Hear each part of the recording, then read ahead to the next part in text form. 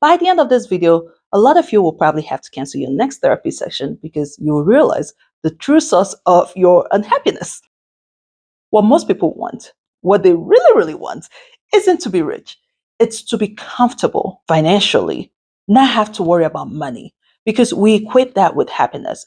And yes, money does buy happiness, or at least buy you the things to make you comfortable, thereby making you happy. But we all know where you live really determines how far your money will go, how much it can buy you. Gold banking rates have estimated how much you need in each state to be happy.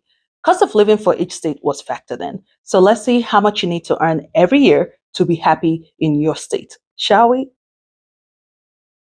Let's begin with the lowest, coming in at under 95,000 a year. Were you expecting it to be less than 50,000?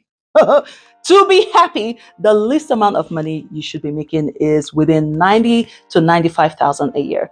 And those states are Oklahoma, Kansas, Alabama, Missouri, Arkansas, Iowa, Tennessee. I don't think there are any surprises there. Within 95,000 to 100,000 a year are Louisiana, Georgia, Nebraska. It's making just kidding. Michigan, Indiana, Illinois, South Dakota, Ohio, Texas, Wyoming, Kentucky, New Mexico, South Carolina, North Dakota, Minnesota, and Pennsylvania. If I haven't called your state and you make less than 100,000, at the 100,000 mark is Wisconsin, Carolina, Idaho, Delaware, Florida, Nevada, Virginia,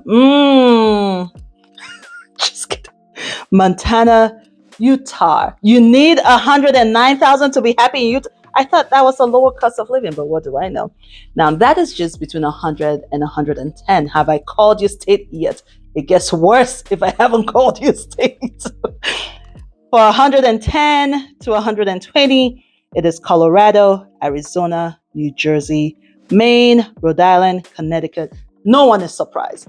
At 120 to 130,000, it's Oregon, Maryland, Vermont, New Hampshire, Washington. Once again, no one is surprised. And the highest at 130 to 150,000, Alaska, New York, California, Massachusetts, and Hawaii. I don't think we are surprised there.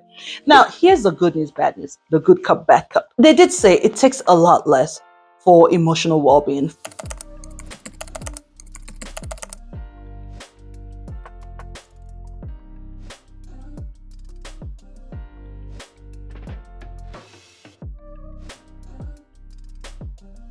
For a lot of the states, it was between 50 to 60,000 a year for your emotional well-being, and the other states fell in at under 75,000, except Massachusetts and Hawaii. And once again, we're not surprised about those. So for most, except these other two states, making less than 75,000, you would have a good emotional well-being. The good news is happiness is subjective. What makes me happy and content differs from what makes the other person happy. So you may not necessarily need this much to be happy because your happy mark could be a lot lower than what they consider happy. Now, here's the bad news. These figures are only for individuals, not for families. So, depending on your family size, this could not even be enough. Of course, if you have a partner, you have additional money coming in while you're sharing expenses. So you will probably still be good. But if you have kids or you have a big family, you're going to need more than these figures. But what I do know is it's not about how much you make, but more so about how much you keep. So for ways to cut back your expenses so you keep more and keep you happy or attain your happy, watch this video on how to cut back your expenses. I'll see you there.